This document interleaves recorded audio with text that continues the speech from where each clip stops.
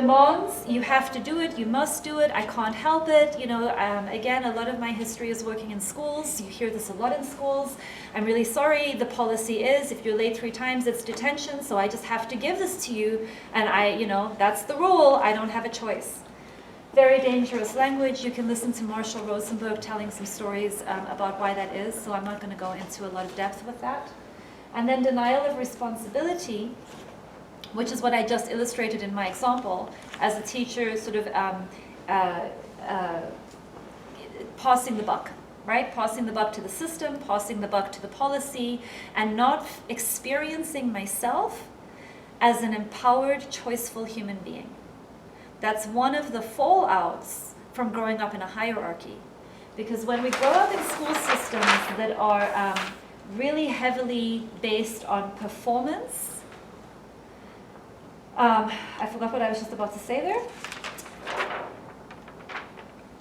What was I about to say on that?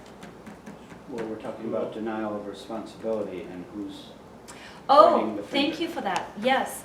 What we learn here is that what is valued is compliance and obedience. And so we very often internalize that the way to meet my needs for safety, belonging, acceptance is compliance and obedience.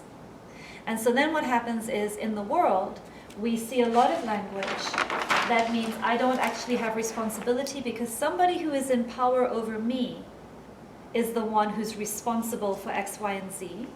And then we experience ourselves as adults, instead of as empowered, choiceful, present, aware people, we react to the world as if we're victims. Yeah?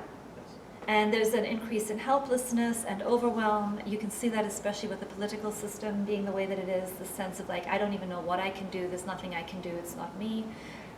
And we want a lot of empathy for that, but we also want to be looking at that very carefully because it can be dangerous.